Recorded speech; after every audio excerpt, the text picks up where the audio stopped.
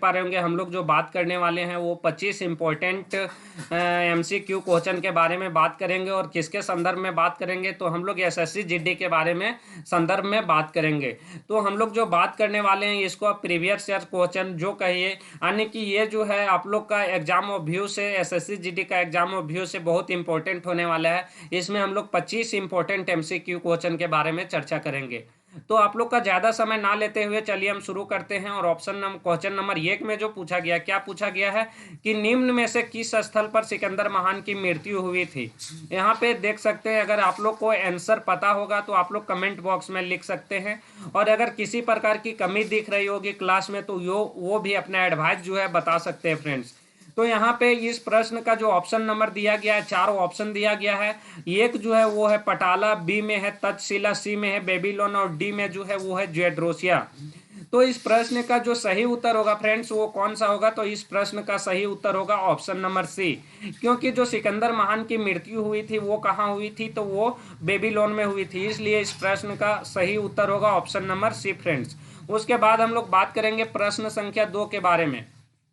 और प्रश्न संख्या 2 में पूछा गया है कि प्राचीन भारत में मगध की राजधानी प्रारंभ में कहाँ थी। तो अगर आप लोग इसका ऑप्शन में देख रहे होंगे तो यहाँ पे देख पा रहे होंगे कि ये में जो है वो है पाटलिपुत्र, और बी में जो है वो है राजगीर, सी में जो है वो है वैशाली और डी में है वाराणसी।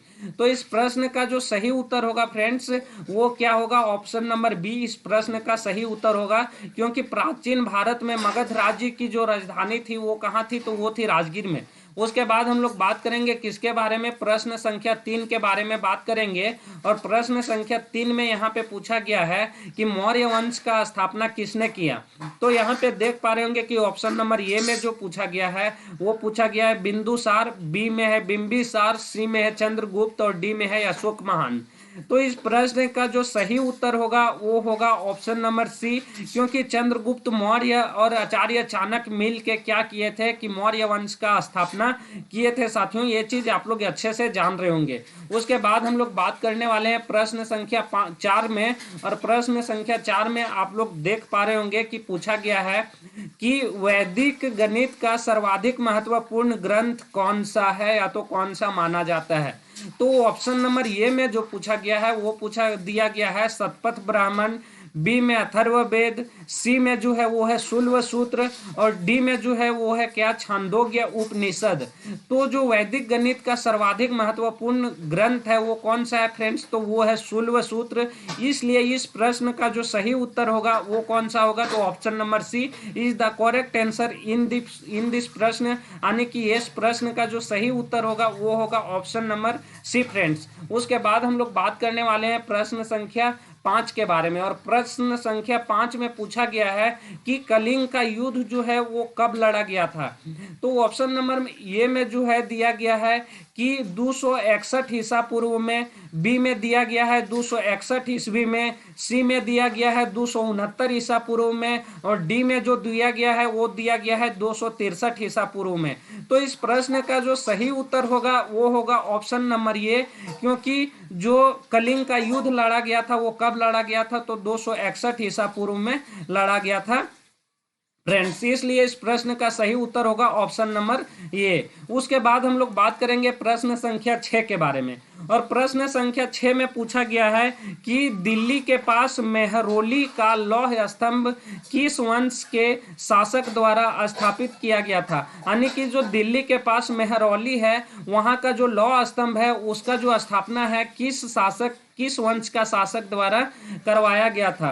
तो जो इस प्रश्न का सही उत्तर होगा आइए हम लोग देखते हैं। तो ऑप्शन नंबर ए में दिया गया है गुप्त वंश, बी में दिया गया है मौर्य वंश, सी में दिया गया है कुषाण वंश और डी में जो दिया गया है वो गुर्जर प्रतिहार वंश के द्वारा दिया गया है। तो इस प्रश्न का जो सही उत्तर होगा वो कौन सा होगा, तो इस प्रश्न का जो सही उत्तर होगा ऑप्शन नंबर ए होगा।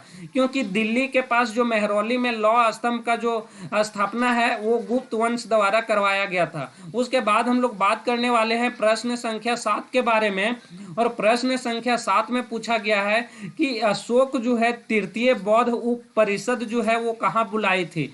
यहाँ पे उसके बाद आप लोग ऑप्शन में जो है देख सकते हैं, ऑप्शन में आप लोग देख सकते हैं कि जो ऑप्शन नंबर ए में पूछा गया वो है पाटलिपुत्र, बी में मगध, सी में तक्षशिला और डी में जो है सारनाथ।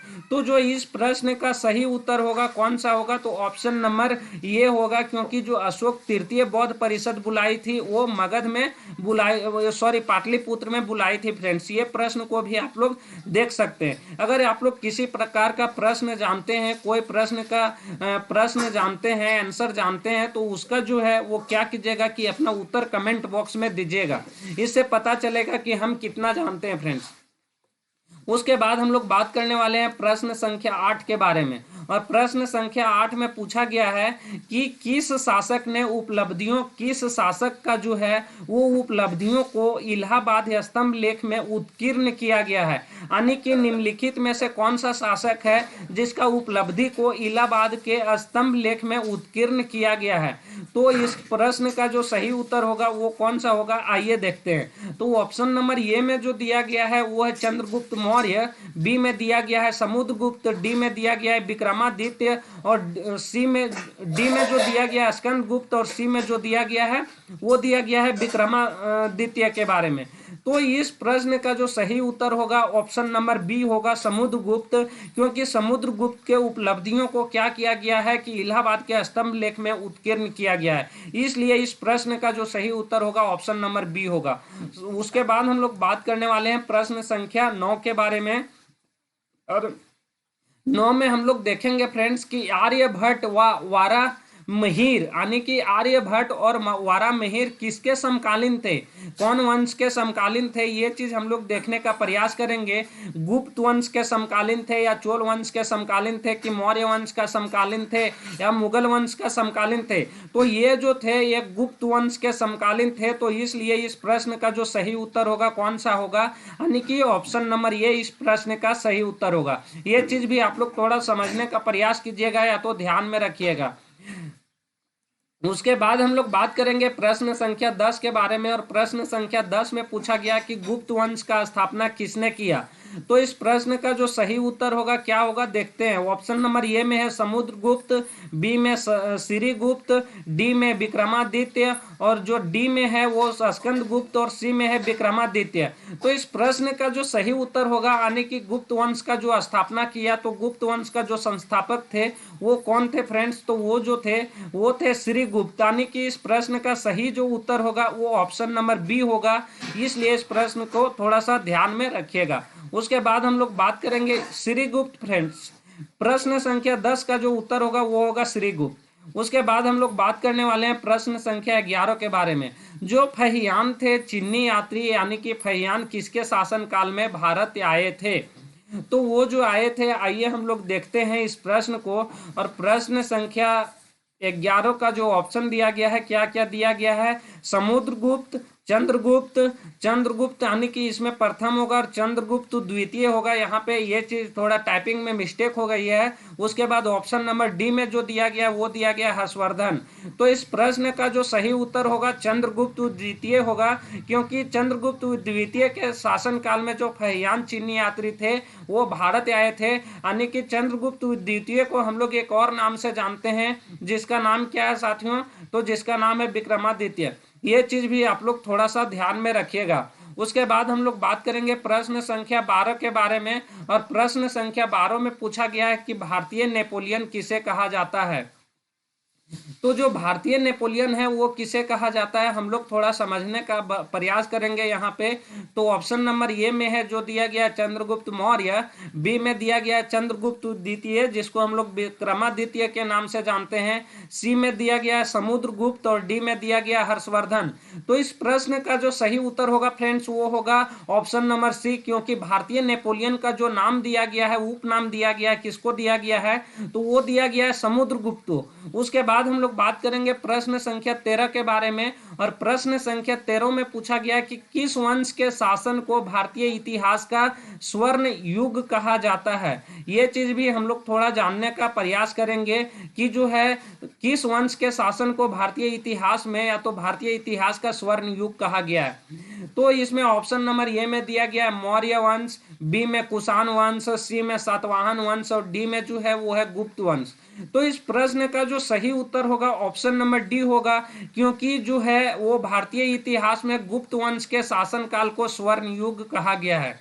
उसके बाद हम लोग बात करेंगे प्रश्न संख्या 14 के बारे में, यानी कि और 14 में हम लोग देखेंगे कि जो हर्षवर्धन के साम्राज्य की समय जो राजधानी थी वो कहाँ थी, यानी कि हर्षवर्धन के साम्राज्य की राजधानी कहाँ थी, ये चीज हम लोग थोड़ा देखने का प्रयास करेंगे। तो ऑप्शन नंबर ए में है कनौज, बी में है थानेसर, डी में दिल्ली और सी में दिल्ली और डी में जो है वो अजमेर है।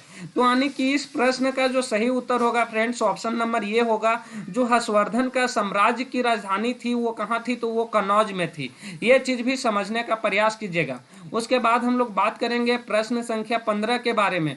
और प्रश्न संख्या 15 में पूछा गया है कि चीन का प्रसिद्ध धार्मिक विद्वान ह्वेन सांग किसके शासन काल में भारत आया था। हाँ, ये चीज भी थोड़ा आप लोग समझने का प्रयास कीजिएगा। ये इंपॉर्टेंट क्वेश्चन है और बार बार आए दिन एग्जामों में आया रहता है और ये आने वाला है फ्रेंड्स।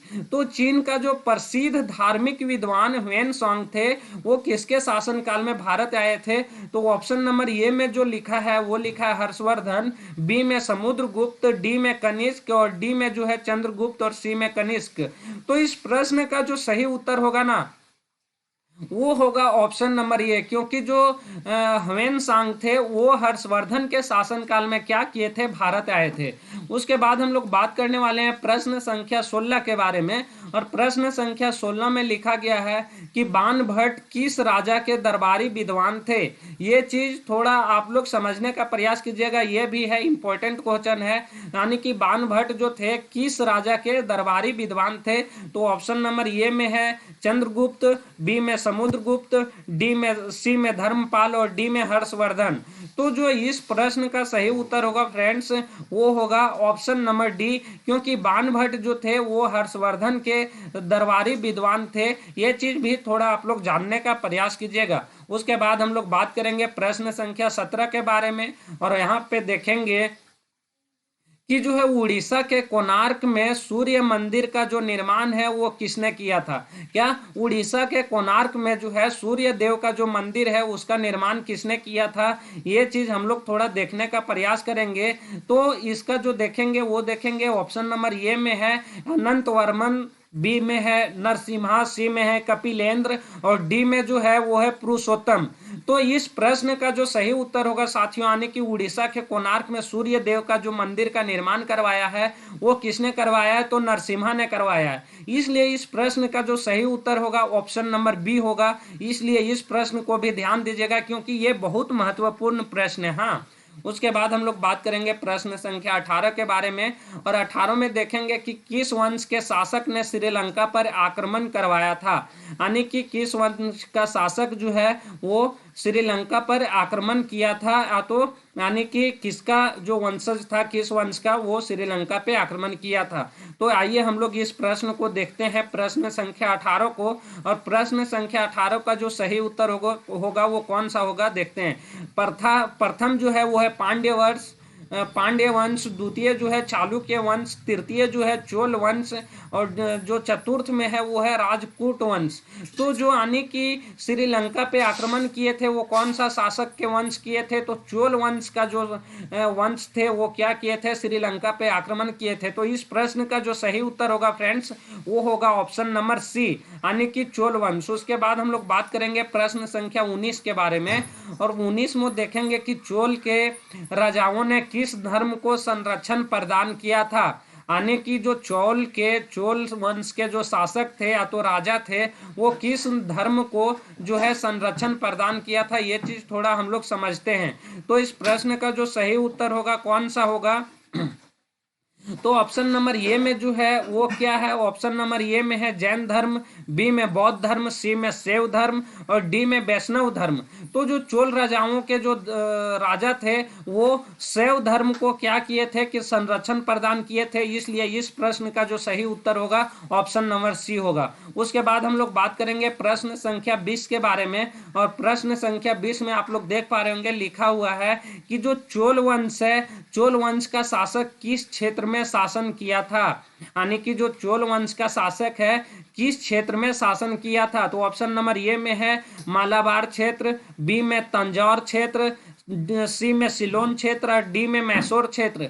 तो इस प्रश्न का जो सही उत्तर होगा ना फ्रेंड्स वो होगा ऑप्शन नंबर बी, क्योंकि चोल वंश का जो शासक थे वो तंजौर क्षेत्र में शासन अपना किया था, उसी क्षेत्र में उसका राजपाट चलता था। उसके बाद हम लोग बात करने वाले हैं प्रश्न संख्या 21 के बारे में, और प्रश्न संख्या 21 में हम लोग देखेंगे कि मध्यकालीन युग में निर्मित लिंगराज मंदिर कहाँ स्थित है, यानी कि जो मध्यकालीन युग में निर्मित लिंगराज की मंदिर जो स्थित है वो कहाँ है।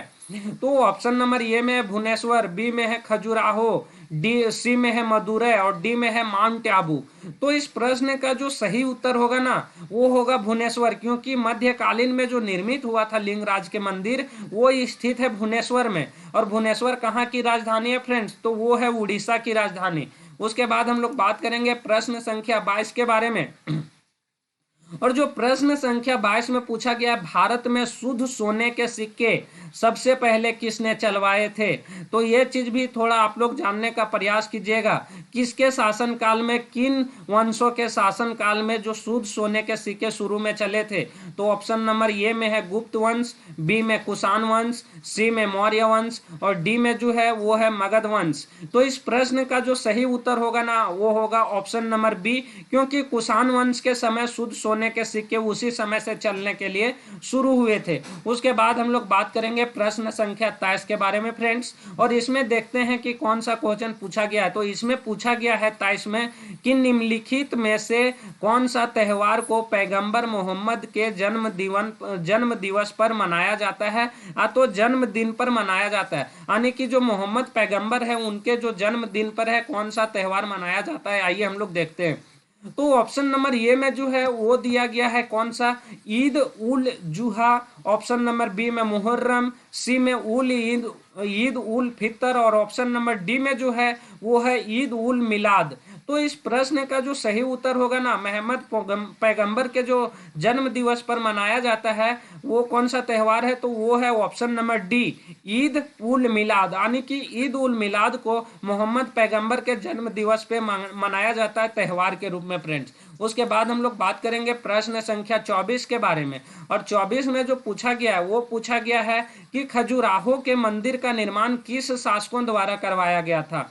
तो यहाँ पे जो है ऑप्शन देख सकते हैं आप, और अपना आंसर भी अगर जानते हैं तो दे सकते हैं। तो जो है ऑप्शन नंबर ए में है परमार वंश, बी में चंदेल वंश, सी में प्रतिहार वंश और डी में जो है वो है चौहान वंश। तो इस प्रश्न का जो सही उत्तर होगा ऑप्शन नंबर बी होगा, क्योंकि खजुराहो में जो है मंदिर का निर्माण वो करवाया था किसने, तो वो चंदेल वंश के शासकों ने करवाया था। उसके बाद हम लोग बात करने वाले हैं किसके बारे में, 25 के बारे में बात करने वाले हैं। और आज का जो ये है लास्ट क्वेश्चन है, ये चीज भी आप लोग समझने का थोड़ा प्रयास कर सकते हैं फ्रेंड्स। आई होप वीडियो आप लोग को अच्छा लग रहा होगा। आप लोग अगर कुछ क्वेश्चन जान रहे होंगे तो कमेंट बॉक्स में भी दे सकते हैं। तो यहाँ पे क्वेश्चन नंबर 25 में पूछा गया है कि सेल्यूकस को पराजित किसने किया था। तो सेल्यूकस को जो पराजित किया था वो चंद्रगुप्त मौर्य किया था, या अशोक या बिंबिसार या तो फिर पोरस। तो इस प्रश्न का जो सही उत्तर होगा ना वो होगा चंद्रगुप्त मौर्य, क्योंकि जो सेल्यूकस निकेटर को जो पराजित करने वाले थे वो कौन थे, तो चंद्रगुप्त मौर्य थे। तो ये वीडियो आप लोग को अच्छा लग रहा होगा, समझ में आ रहा होगा। उसके बाद हम लोग मिलते हैं फिर नेक्स्ट वीडियो में, तब तक के लिए धन्यवाद।